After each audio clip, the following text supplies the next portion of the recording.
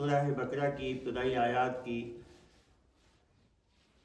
تفسیر و تشریح چل رہی تھی، اللہ رب الجلال نے ارشاد فرمایا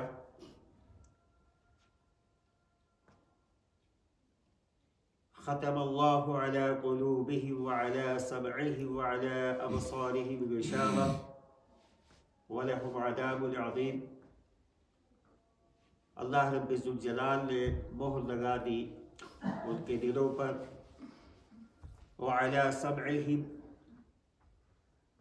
اور ان کے کانوں پر، وعلی ابصارہم اور ان کی آنکھوں پر، غشاوۃ پردہ ہے، وَلَهُمْ عَذَابٌ عَظِيمٌ اور ان کے لیے دردناک عذاب ہے۔ وَمِنَ النَّاسِ مَن يَقُولُ آمَنَّا بِاللَّهِ وَبِالْيَوْمِ الْآخِرِ وَمَا هُمْ بِمُؤْمِنِينَ اور لوگوں میں سے وہ لوگ جو کہتے ہیں کہ ہم اللہ پر ایمان لائے، یوم آخرت پر ایمان لائے، حالانکہ حقیقت یہ ہے کہ وہ مومنین اہل ایمان نہیں ہے۔ پہلی آیت میں اللہ رب الجلال احکم الحاکمین نے کفار کا تذکرہ کیا، ان لوگوں کا تذکرہ کیا جن کو اللہ کی طرف سے توفیق اور ہدایت نصیب نہیں ہوئی، اور وہ اپنے کفر، اپنی شرک، اپنے الحاد کے اندر دن بدن آگے بڑھتے رہے۔ ایسے لوگوں کے تعلق سے اللہ تعالیٰ نے ارشاد فرمایا کہ رب ذوالجلال نے ان کے دلوں پر مہر لگا دی۔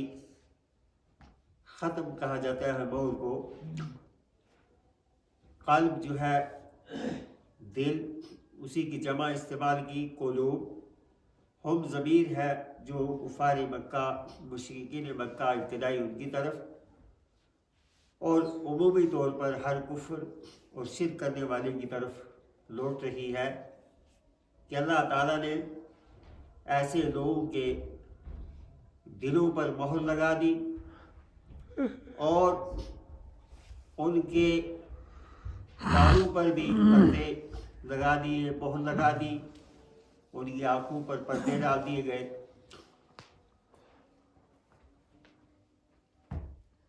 سمجھنے کے لیے دل کی حیثیت بڑی اہمیت کے حامل ہے۔ دل کسی چیز کو تسلیم کرتا ہے، قبول کرتا ہے، تب جا کر وہ عمل اعضاء و جوارح سے سرزد ہوتا ہے۔ جب تک دل کسی بات کو، کسی عمل کو قبول نہ کرے تو اعضاء و جوارح اس کی تصدیق نہیں کرتے۔ دل کی بڑی حیثیت ہے، اسی لیے اللہ کے نبی صلی اللہ علیہ وسلم نے ایک صحیح حدیث کے اندر ارشاد فرمایا الا ان فی الجسد مضغہ اذا صلحت صلح الجسد كله واذا فسدت فسد الجسد كله الا وهي القلب، کہ تم آگاہ ہو جاؤ، جسم کے اندر اللہ رب الجلال نے ایک ایسا دوتھڑا رکھا ہے جمے ہوئے خون کا۔ مضغہ کا مطلب جمع ہوا خون، لوتھڑا۔ ایسا حصہ رکھا ہے اللہ تعالیٰ نے جسم میں، اذا صلحت صلح الجسد كله، جب وہ جسم کے اندر رکھا ہوا حصہ مضغہ ٹھیک ہو جائے تو سارا جسم اس کے ٹھیک ہونے کی وجہ سے، اس کے درست ہونے کی وجہ سے ٹھیک اور درست اور توانا رہتا ہے۔ وَإِذَا فَسَدَ، جب وہ بیکار ہو جائے، ناکارہ ہو جائے، وَإِذَا فَسَدَتْ فَسَدَ الْجَسَدُ كُلُّهُ، جب وہ جمع ہوا خون یعنی دل ناکارہ ہو جائے، خراب ہو جائے، سارے کا سارا جسم بیکار ہو جاتا ہے، اس کی کوئی حیثیت نہیں رہتی۔ یہ رب ذوالجلال کا احکم الحاکمین کا قانون ہے اور رب ذوالجلال احکم الحاکمین کی حکمت ہے کہ اللہ تعالیٰ نے اس سارے جسم کا نظام دل کے اوپر رکھا ہے۔ دل ہی ایک وہ ایسا حصہ ہے انسان کے جسم کے اندر، جمے ہوئے خون کا ایک ایسا لوتھڑا ہے، ایسا حصہ ہے کہ پورے جسم کو، دماغ کو، ساری باڈی کو، سارے جسم کو چلانے کے لیے سب سے اہمیت کا حامل جسم کے اندر دل ہے۔ وہی دل جو ہے اس کی باریک نسیں وینز پورے جسم کے اندر خون سپلائی کا کام کرتی ہیں۔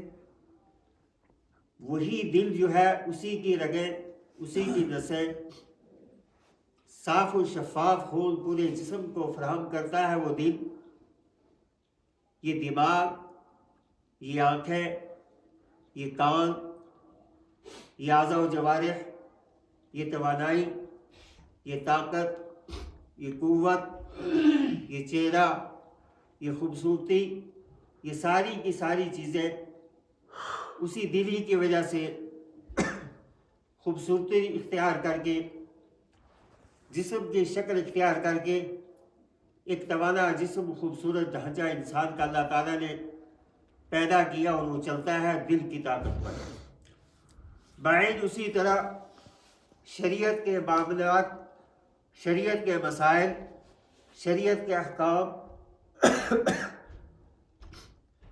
شریعت کے قوانین کو تسلیم کرنے کے لیے اس دل کی بڑی حیثیت ہے۔ اسی لیے فقہا نے اسلام قبول کرنے کے لیے جو شرائط رکھے ہیں، اور شارع نے اسلام کی، دین کی قبولیت کی اولین جو شرط متعین کی ہے وہ یہ ہے اقرار باللسان و تصدیق بالقلب۔ زبان سے اقرار، کلمہ وحدانیت کا، کلمہ شہادت و رسالت کا اقرار زبان سے کیا جائے، و تصدیق بالقلب، اور دل سے اس کی تصدیق کی جائے۔ اگر خالی انسان زبان سے کلمہ شہادت و کلمہ رسالت کا اقرار کر لیتا ہے، دل اس کی تصدیق نہیں کرتا، تو وہ مسلمان نہیں۔ ایسا شخص مسلمان اور مومن نہیں کہلائے گا۔ مومن اور مسلمان وہ اسی وقت کہلائے گا جب اقرار باللسان، زبان سے کلمہ شہادت، کلمہ رسالت، لا الہ الا اللہ محمد رسول اللہ، اس کا اقرار انسان زبان سے کرے، زبان سے یہ بول، یہ کلمہ ادا کرے، اور دل سے اس کی مکمل تصدیق کرے۔ یہ دونوں شرطیں پائی جائیں گی تب وہ شخص مسلمان اور مومن کہلانے کا حقدار ہے۔ اگر ایک بھی شرط مفقود ہوگی، اگر زبان سے اقرار نہیں تو دل کی تصدیق کوئی معنی نہیں رکھتی۔ اگر زبان سے اقرار ہے، دل کی تصدیق نہیں، تو صرف زبان کا اقرار کافی نہیں۔ لہذا شریعت کے احکام اور مسائل و قوانین و فرامین کے ماننے قبول کرنے میں بھی دل کی بڑی اہم حیثیت ہے۔ بلکہ یوں کہا جائے کہ پورے انسانی جسم کو چلانے کے لیے جو دل کی حیثیت ہے، وہی حیثیت شرعی احکام اور مسائل اور قوانین کو تسلیم کرنے میں بھی دل کی حیثیت ہے۔ کانوں کی بڑی اہمیت ہے، اللہ کی عظیم نعمت ہے۔ بندہ کوئی چیز سنتا ہے تو اس کا دل اس کی تصدیق کرتا ہے۔ بندہ کوئی چیز سنتا ہے تو دل کے اندر وہ چیز اترتی ہے۔ انسان کوئی چیز سنتا ہے کانوں سے تو دل و دماغ اس کی گواہی دیتے ہیں۔ وہاں سے تصدیق ہونے کے بعد زبان پر وہ بول جو ہے آتے ہیں، تو زبان سے جو ہے اس کا اقرار یا انکار وجود میں آتا ہے۔ لہذا دل کے بعد سب سے بڑی اہمیت کا حامل یہ کان ہے۔ اللہ تعالیٰ نے فرمایا کہ کفار اور مشرکین کے دلوں پر مہر لگا دی اور کانوں پر بھی جو ہے اللہ تعالیٰ نے کان بھی بند کر دیے. قوت سنوائی جن سے ہے ان سے چھین لی گئی. کیا معنی ہے؟ اللہ تعالیٰ نے سورہ اعراف کے اندر ارشاد فرمایا لَهُمْ قُلُوبٌ لَا يَفْقَهُونَ بِهَا وَلَهُمْ أَعْيُنٌ لَا يُبْصِرُونَ بِهَا وَلَهُمْ آذَانٌ لَا يَسْمَعُونَ بِهَا أُولَئِكَ كَالْأَنْعَامِ بَلْ هُمْ أَضَلُّ أُولَئِكَ هُمُ الْغَافِلُونَ. یہ سورہ اعراف کی آیت ہے 9ویں پارے کی. اللہ تعالیٰ نے ارشاد فرمایا لَهُمْ قُلُوبٌ لَا يَفْقَهُونَ بِهَا. ان کے پاس دل تو ہے لیکن سمجھنے کی صلاحیت اللہ تعالیٰ نے سلب کر لی ہے. وَلَهُمْ أَعْيُنٌ لَا يُبْصِرُونَ بِهَا. ان کے پاس آنکھیں تو ہے لیکن رب ذوالجلال نے قوت بصارت ان سے جو ہے چھین لی ہے. وَلَهُمْ آذَانٌ لَا يَسْمَعُونَ بِهَا. ان کے پاس کان تو ہے لیکن رب ذوالجلال نے قوت سنوائی ان سے سلب کر لی ہے. بظاہر اعضاء جوارح موجود ہیں, دل بھی ہے لیکن دلوں کی حیثیت اسی وقت حیثیت مانی جائے گی جب سمجھنے کی توفیق ہو. جب سمجھنے کی توفیق ہی سلب کر لی گئی تو اس دل کی کوئی حیثیت نہیں ہے. کان تو ہے لیکن حق بات سننے سے وہ کان روک دیے گئے ہیں اور حق بات وہ سن نہیں رہے, ان کے کان اس کو تسلیم نہیں کر رہے, لہذا قوت سنوائی ان سے چھین لی گئی ہے. آنکھیں بظاہر تو ہیں, دنیا کی ساری رہنائی کو وہ دیکھتے ہیں, دنیا کی ساری خوبصورتی کو وہ دیکھتے ہیں, لیکن حقائق کو دیکھ کر ان سے عبرت حاصل کر کے حق کو قبول کرنے کی صلاحیت ان سے سلب کر لی گئی ہے, لہذا قوت بصارت بھی ان کے پاس نہیں. اولئک کالانعام. اللہ تعالیٰ نے فرمایا ایسے لوگوں کی مثال جانوروں کی جیسی ہے, چوپایوں جیسے ہیں وہ. جیسے انعام جانور ہیں, چوپائے ہیں, وہی حیثیت ایسے لوگوں کی ہے جو دل رکھنے کے باوجود سمجھے نہ, کان رکھنے کے باوجود حق بات سنے نہ, آنکھیں رکھنے کے باوجود حق کو دیکھے نہ. ایسے لوگ جانور ہیں. بلکہ اللہ تعالیٰ نے فرمایا بل ہم اضل, بلکہ یہ جانوروں سے بھی بدتر ہے. کہ بعض حالات میں ایک چوپایا, ایک جانور بھی جب حقائق کو دیکھتا ہے جبکہ اس کو مکلف نہیں ہے تو وہ بھی حقیقت کا اعتراف کرتا ہے, لیکن یہ اتنے گر چکے ہیں, یہ اتنے جو ہے پیچھے آ چکے ہیں, یہ حق سے اتنے دور ہو چکے ہیں, ان سے ساری صلاحیتیں چھین لی گئی ہیں, ساری توفیق ان سے جو ہے سلب کر لی گئی ہے, یہ جانوروں سے بھی بدتر ہے. تو اللہ تعالیٰ نے ارشاد فرمایا ختم اللہ علی قلوبہم وعلی سمعہم. اللہ تعالیٰ نے مہر لگا دی ان کے دلوں پر, ان کے کانوں پر, وعلی ابصارہم, اور ان کی آنکھوں پر غشاوہ پردہ ہے. آنکھیں تو ہے لیکن آنکھوں کے اوپر پردہ ڈال دیا گیا ہے. قوت بصارت چھین لی گئی ہے, قوت بصارت سلب کر لی گئی ہے, حقائق کو دیکھ کر قبول کرنے کی صلاحیت ان کے اندر سے ختم ہو چکی ہے. یہ ایسے لوگ ہیں. آگے اللہ نے ارشاد فرمایا وَلَهُمْ عَذَابٌ عَظِيمٌ. اور ایسے لوگوں کے لیے دردناک عذاب ہے جو حق کو اختیار نہ کریں, جو دین کو اختیار نہ کریں, جو توحید کو تسلیم نہ کریں, جو رسالت کا اقرار و اعتراف نہ کریں, جو اللہ اور اس کے رسول کے احکام اور فرامین کو نہ مانے. وَلَهُمْ عَذَابٌ عَظِيمٌ. ایسے لوگوں کے لیے دردناک عذاب ہے, سخت عذاب ہے, بڑا عذاب ہے. اب یہاں سے قرآن کریم فرقان حمید کا اسلوب بدل رہا ہے, پیراگراف بدل رہا ہے. یہ قرآن کا اعجاز ہے, قرآن کی فساد و بلاغت ہے کہ ایک آیت کے اندر اللہ تعالیٰ نے کفار مکہ, مشرکین مکہ, ملحدین مکہ, جس میں کفار کے بڑے بڑے سرغنہ تھے, وہ ابو لہب ہو, وہ ابو جہل ہو, وہ عتبہ ہو, وہ شیبہ ہو, وہ مغیرہ ہو, وہ ابو لہب کی بیوی ہو ام جمیل، یا کوئی بھی ان کے جو ہے نقش پا پر چلنے والا کافر ہو، مشرک ہو، ان کی حقیقت بیان کی گئی۔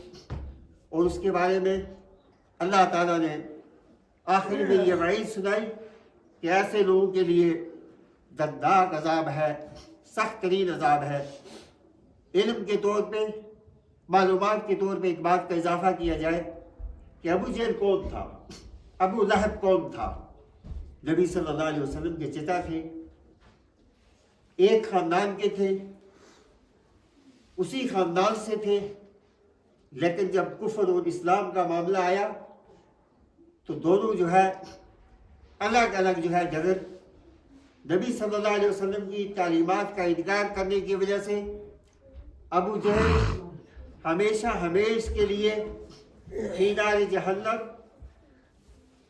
ابو لہب نبی صلی اللہ علیہ وسلم کی تعلیمات کو ٹھکرانے کی وجہ سے ہمیشہ ہمیش جہنم رسید، خالدین فیہا ابدا۔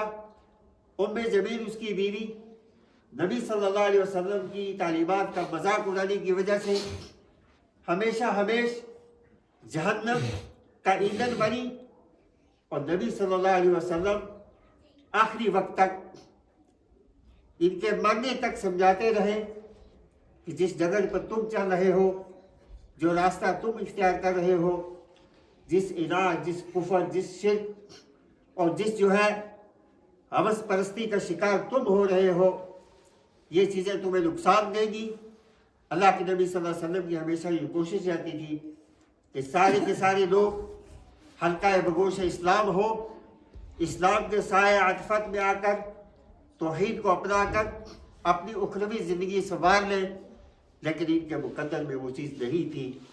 قرآن کریم نے، اللہ کے اس کلام نے، قیامت تک پڑھنے والا قاری حافظ یہ آیت پڑھتا رہے گا اور ان کے اوپر لعنت برستی رہے گی، اور آخر میں یہ جملہ کہ وَلَهُمْ عَذَابٌ عَظِيمٌ، دردناک عذاب ہوگا ان کے لیے، صرف انہی کے لیے نہیں بلکہ قیامت تک آنے والے ہر اس شخص کے لیے جو ان کے نقش پا پہ چلے گا، اسلام کی مخالفت کرے گا، قرآن کی مخالفت کرے گا، نبی صلی اللہ علیہ وسلم کے فرمان کی مخالفت کرے گا، قرآن و سنت کے احکام اور فرامین سے اعراض کرے گا، توحید سے دوری اختیار کرے گا، رسالت کو ماننے سے دوری اختیار کرے گا، اس کے لیے ہمیشہ ہمیش کا عذاب۔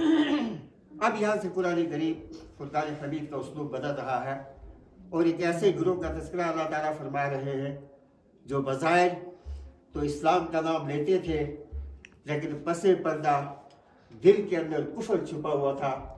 اس ٹولے اور اس گروہ کا نام ہے منافقین، جس کے سرغنہ اور جس گروہ کا رئیس عبداللہ بن ابی ابن سلول تھا، اس گروہ کا تذکرہ اللہ تعالیٰ اگلی آیت میں بیان فرما رہے ہیں۔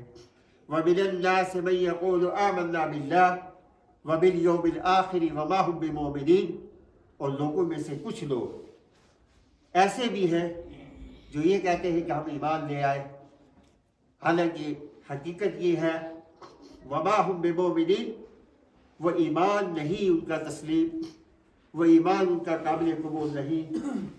اب اللہ تعالیٰ نے، اگر اللہ تعالیٰ چاہتے تو ایک ایک کا نام لے کر فرما سکتے تھے رب ذوالجلال کہ عبداللہ بن ابی ایمان نہیں لایا، وہ منافق ہے، بظاہر ایمان لا کر کفر کو چھپا کر رکھا تھا اس نے، لیکن اللہ تعالیٰ نے اس کا نام لیے بغیر ایک صفت بیان کی اس آیت کے اندر کہ لوگوں میں سے کچھ لوگ ایسے ہیں جو کہتے تو ہیں کہ ہم ایمان لائے اللہ پر، یوم آخرت پر، وما ہم بمؤمنین، حالانکہ وہ اہل ایمان میں سے نہیں ہے۔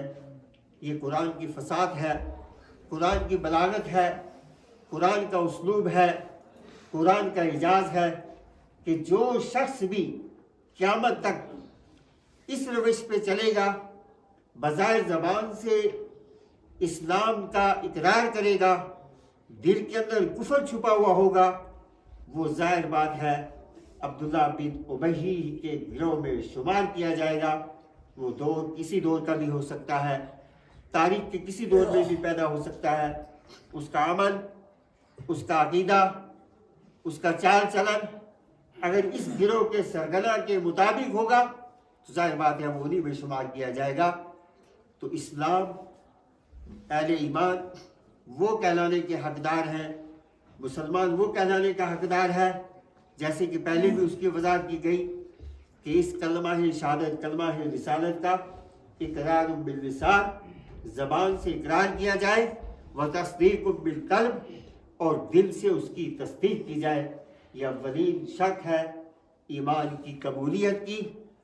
اس آیت کے اندر یہ واضح ہو گیا کہ وہ لوگ منافقین، ان کا طریقہ کار کیا تھا؟ نفاق۔ نفق کس کو کہا جاتا ہے؟ نفق کا مطلب چھپنا، ایک چیز چھپا کر رکھنی۔ تو منافقین بظاہر تو جو ہے کہتے تھے کہ ہم مسلمان ہیں، ایمان لے آئے، لیکن پس پردہ دل کے اندر کفر کو چھپا کر رکھتے تھے۔ بظاہر وہ نبی صلی اللہ علیہ وسلم کے ساتھ مسجد نبوی میں حاضر ہو کر نماز بھی پڑھتے تھے، وہ مسلمانوں کی جماعت میں شریک بھی ہوتے تھے، مسائل بھی سنتے تھے، سب کچھ کرتے تھے، لیکن وہ گنے چنے لوگ جن کی صلاحت اللہ رب ذوالجلال نے وحی کے ذریعے نبی صلی اللہ علیہ وسلم کو اس سامنے پیش کر دی کہ اللہ کے نبی، اللہ کے رسول، یہ وہ لوگ ہیں جو منافق ہیں۔ وہ گنے چنے لوگ تھے جو اللہ کے نبی صلی اللہ علیہ وسلم کے مدنی دور میں موجود تھے، اور اس کے بعد اس کی مختلف شکلیں لہی۔ یہی عبداللہ بن ابی ہے کہ جس کا بیٹا حضرت عبداللہ رضی اللہ تعالیٰ عنہ جلیل القدر صحابی ہے۔ اور مجھے بات یاد آئی، اللہ اکبر، کہ جب اس رئیس المنافقین، منافقوں کے رئیس کی موت واقع ہوتی ہے تو نبی صلی اللہ علیہ وسلم کے پاس اس منافقوں کے سرگنا کے بیٹے جو صحابی رسول ہیں، جو پکے مومن ہیں، وہ تشریف لاتے ہیں اور آ کر کہتے ہیں اللہ کے رسول، وہ اللہ کا اور اللہ کے رسول کا دشمن تو آج مر گیا ہے، میرا باپ، اب اس کے ساتھ کیا سلوک کیا جائے؟ نبی صلی اللہ علیہ وسلم کی طرف دیکھیں، آپ صلی اللہ علیہ وسلم کی شفقت دیکھیں، آپ صلی اللہ علیہ وسلم کی ہمدردی انسانیت کے تئیں دیکھیں، آپ صلی اللہ علیہ وسلم کی ہمدردی انسانیت کے تئیں دیکھیں کہ اللہ کے نبی صلی اللہ علیہ وسلم نے حضرت عبداللہ سے فرمایا، کہا کہ چلو میں اس کی نماز جنازہ پڑھاتا ہوں، ہو سکتا ہے اللہ تعالیٰ مغفرت کر دے۔ اس کے اندر دو چیزیں تھیں، ایک تو انسانیت کے تئیں نبی صلی اللہ علیہ وسلم کی سب سے زیادہ بڑھ کر ہمدردی، اتنی ہمدردی، اتنی شفقت، اتنی رحمت۔ اسی لیے اللہ رب ذوالجلال نے آپ کو سورہ توبہ کی آخری آیت میں ان الفاظ سے یاد کیا ہے، رؤوف الرحیم، لقد جاءکم رسول من انفسکم عزیز علیہ ما عنتم حریص علیکم بالمؤمنین رؤوف الرحیم۔ رؤوف صفت بیان کی آپ کی اور رحیم صفت بیان کی۔ تو نبی صلی اللہ علیہ وسلم تیار ہو گئے، گھر سے نکلے، فوراً آسمان سے رب ذوالجلال نے جبریل امین روح الامین کو یہ آیت دے کر بھیجا اور فرمایا، اے نبی آپ کہاں جا رہے ہیں، کہاں کا عزم کیا ہے؟ یہ آیت اتری سورہ توبہ 10ویں پارے کی، استغفر لہم او لا تستغفر لہم ان تستغفر لہم 70 مرۃ فلن یغفر اللہ لہم۔ اے نبی استغفر لہم او لا تستغفر لہم، آپ اس کے لیے دعائے مغفرت کریں یا نہ کریں، ان تستغفر لہم 70 مرہ، اے میرے محبوب اگر 70 مرتبہ بھی اس کے لیے دعائے مغفرت کریں گے، استغفار کریں گے، نماز جنازہ پڑھائیں گے، نبی 70 مرتبہ استغفار اگر کریں گے، لن یغفر اللہ لہم، ہرگز رب ذوالجلال اس کو معاف کرنے والے نہیں، اس کی معافی ہے ہی نہیں ہے۔ اور پھر دوسرے مقام پر اللہ تعالیٰ نے منافقین کے تعلق سے کیا فرمایا، ان المنافقین فی الدرک الاسفل من النار، منافقین جہنم میں سب سے نیچے طبقے میں ہوں گے۔ جہنم کا سب سے نیچا جو طبقہ ہے اس میں جو ہے منافقین ہوں گے۔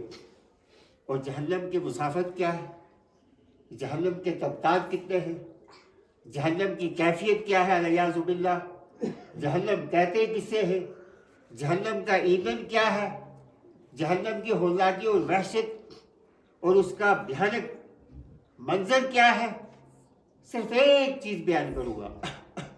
اللہ کے نبی صلی اللہ علیہ وسلم تشریف فرما ہے، صحابہ اکرام آپ کے سامنے بیٹھے ہوئے ہیں، مدنی دور کا واقعہ ہے۔ ایک آواز آئی، صحابہ نے استفسار کیا اللہ کے رسول یہ آواز کس چیز کی ہے؟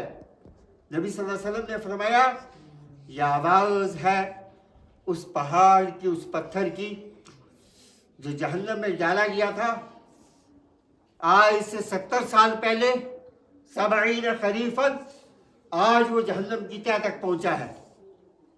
اور وہ جہنم جس کے بارے میں اللہ کے نبی صلی اللہ علیہ وسلم نے فرمایا اس کا ایندھن لوگ اور پتھر ہوں گے، قرآن کہتا ہے وقودها الناس والحجارہ، اور اس کی آگ کتنی خطرناک ہوگی کہ اللہ کے نبی صلی اللہ علیہ وسلم نے فرمایا اگر جہنم کی ایک چنگاری کیا ہوتی ہے، شعلہ کیا ہوتا ہے، معمولی سی چنگاری، آپ ماچس کی تیلی جلائیں کتنی سی آگ روشن ہوتی ہے، اگر اتنی سی آگ جہنم کی اس دنیا کے اندر پڑ جائے تو قیامت تک کے لیے رب کعبہ کی قسم زمین کے اوپر کوئی بھی جو ہے سبزہ نہ ہوگی۔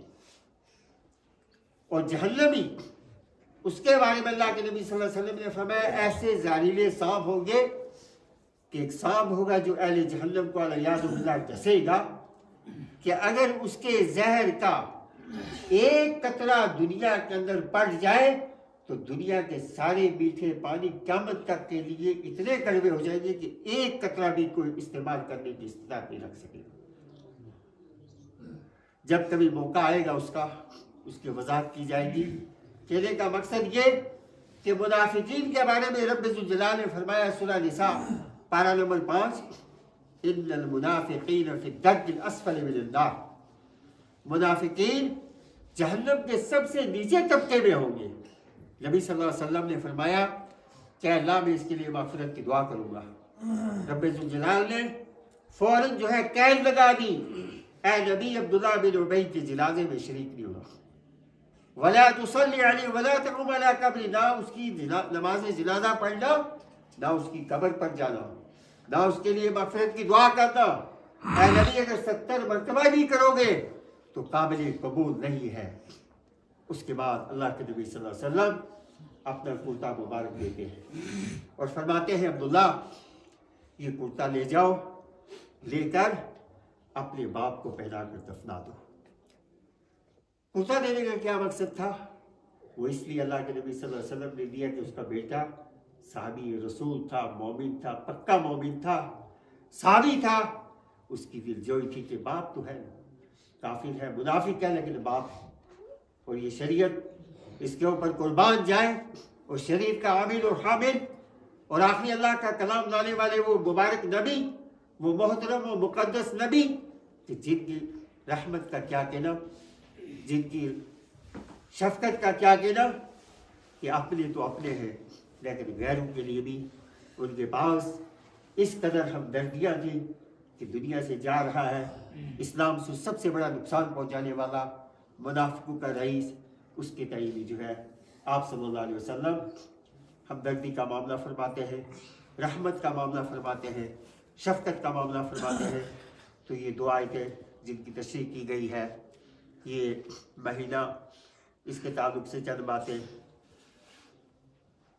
اسلامی اور عربی تاریخ کے اعتبار سے، اسلامی سال کی، ہجری سال کی تاریخ کے اعتبار سے یہ 8واں مہینہ ہے شعبان، اور اس کے بعد وہ مہینہ آتا ہے جس مہینے کا انتظار پورا سال مسلمان بڑے شوق سے کرتے ہیں، رمضان المبارک کا مہینہ، قرآن کریم کا مہینہ، تلاوت کا مہینہ، رحمتوں کا مہینہ، برکتوں کا مہینہ، عظمت کا مہینہ۔ اس سے پہلے یہ مہینہ، اس کے اندر کچھ وہ کام جو کیے جاتے ہیں جن کا تعلق شریعت اسلامیہ سے نہیں بلکہ صرف روایات سے ہے، اور ہم وطنوں کے کچھ کاموں سے، کچھ چیزوں سے، کچھ رسومات سے کچھ چیزیں لے لی گئی ہیں، ان پہ جو ہے نام نہاد مسلمان عمل کرتے ہیں۔ یہ پٹاخے، یہ چراغ جلانے، یہ اس قسم کی واحد باتیں، ان کا تعلق دین سے نہیں ہے، امت کے مابین ایک چیز عام ہے کہ شعبان کے اندر روزہ رکھنا 15ویں شعبان کو کیسا ہے. دیکھیں شرعی طور پر ایام بیض کے روزے یہ مسنون ہے. ایام بیض کس کو کہا جاتا ہے؟ 13، 14، 15 تاریخ ان کو ایام بیض کہا جاتا ہے. با یا واب ایام بیض، ایام یوم کی جمع ہے، یعنی وہ 3 دن جن کی بڑی اہمیت ہے ہر مہینے میں. اللہ کے نبی صلی اللہ علیہ وسلم نے ایام بیض کے روزوں کا اہتمام کیا ہے، اور ہر مہینے کی 13، 14، 15 تاریخ کو نبی صلی اللہ علیہ وسلم روزہ رکھتے تھے. اس اعتبار سے اگر کوئی شخص شعبان کی 13، 14، 15 کو روزہ رکھتا ہے تو معجون ہے، ثواب ملے گا، سنت کا پاسدار ہے، سنت کا عامل ہے، سنت پہ عمل کر رہا ہے، انشاءاللہ اس کو اجر ملے گا. اگر کوئی شخص اس سے ہٹ کر یہ ذہن بنا کے رکھتا ہے کہ 15 شعبان کو شب برات، دیکھیں نام بھی رکھا تو کیسا رکھا، حیرت ہوتی ہے. اہل علم اس کو سمجھتے ہیں شب جو ہے یہ فارسی لفظ ہے، برات کا مطلب ہے بیزاری. اللہ تعالیٰ نے قرآن کریم میں ایک سورت نازل فرمائی ہے، سورہ برات. اس کے شروع میں جو ہے بسم اللہ نہیں ہے. ایک ہی سورت ہے قرآن کریم کی جس کے شروع میں بسم اللہ پڑھنے کا حکم نہیں ہے، اور مصحف میں قرآن کریم آپ اٹھا کر دیکھیں اس کے شروع میں بسم اللہ لکھی بھی نہیں ہے، کیونکہ وہاں ثابت ہی نہیں ہے، وہاں ثابت نہیں ہے. اس کی وجہ کیا ہے کہ سورت کا آغاز برات سے ہو رہا ہے. اعوذ باللہ من الشیطان الرجیم، براءۃ من اللہ ورسولہ. اللہ اس کے رسول بیزاری کا اظہار کرتے ہیں کفار مکہ سے، مشرکین مکہ سے، ان کے شفا پہ چلنے والوں سے. اب اس شب کا نام کیا رکھ دیا؟ شب برات. شب فارسی لفظ ہے. شب جو ہے وہ عربی میں استعمال نہیں ہوتا. عربی جو ہے اس کے اندر رات کا کیا معنی ہے؟ لیل. اگر یہ اس کا اسلامی تاریخ کے اندر کوئی تصور ہوتا تو لیلۃ البرات کہا جاتا ہے اس کو، لیکن ہمیں شب برات کہا. یہ ساری کی ساری چیزیں ایرانی کلچر سے، صہیونی کلچر سے، یہودی کلچر سے، اور اسی طریقے سے بدھ مذہب سے، یا اس قسم کے جو ہے جتنے بھی باطل ادیان اور فرق ہیں ان سے جو ہے آہستہ آہستہ چلتی تاریخ طور پر اگر آپ دیکھیں گے تو مسلمانوں کے ماحول کے اندر داخل ہوئی. فارس سے چلنے والا ایک جملہ داخل ہو گیا، ایران سے چلنے والا ایک جملہ داخل ہو گیا، اسی پہ جو ہے سادہ لوگ مسلمانوں نے عمل کرنا شروع کر دیا. اور پھر دیکھیں کہ اس رات کو کیا کیا جاتا ہے؟ پٹاخے چھوڑے جاتے ہیں، آگ جلائی جاتی ہے. کچھ عرصہ پہلے جو ہے وہ کالیوں سے جو ہے علاقے کے اندر مورے جلائے جاتے تھے. دیوالی کا نام آپ نے سنا ہوگا. ہمارے ہم وطن اس ملک کی بڑی اکثریت ہندو مذہب کو ماننے والے دیوالی مناتے ہیں. ان کے ہاں چراغاں ہوتی ہے، وہ پٹاخے چھوڑتے ہیں، وہ جو ہے کروڑوں اربوں کھربوں روپے جو ہے اس پہ لگاتے ہیں. لیکن وہی چیز مسلمانوں نے لے کر کل بازار سے مارکیٹ سے گزرنا ہوا، عجیب پٹاخوں کے نام رکھے ہوئے، اس کا یہ نام ہے، اس کا یہ نام ہے، اس کے نام، بڑے شوق سے. سادہ لوگ مسلمان، اور مسلمان تیرا ایک روپیہ حق حلال کا ہے، اس کا احترام ہے. وہ روپیہ کسی بیوہ کے پیٹ پہ جانا چاہیے، وہ روپیہ کسی یتیم بچے کی جو ہے نالی شبیلہ پہ خرچ ہونا چاہیے. وہ تیرا پیسہ تو اتنا محترم ہے، وہ کسی مسجد کی تعمیر میں لگنا چاہیے تھا. وہ پیسہ جس کو تو جو ہے پٹاخوں پہ اور جو ہے چراغاں پہ ضائع کر رہا ہے، وہ اسلامی تعلیمات پہ رکھنا چاہیے تھا. اور تیرے ماحول اور معاشرے کی تو آج یہ حیثیت اور یہ پوزیشن بن چکی ہے کہ تیری تعلیم کا تو جنازہ نکل گیا. تو دنیاوی تعلیم میں کتنا دور ہو گیا، تو دنیاوی تعلیم میں کتنا پچھڑ گیا. کاش تجھے جو ہے اللہ تعالیٰ نے اپنے سلیم دی تھی، تو کامن سینس کا مالک تھا. تیرا وہ پیسہ تو کسی یتیم بچے کی تعلیم پہ لگتا.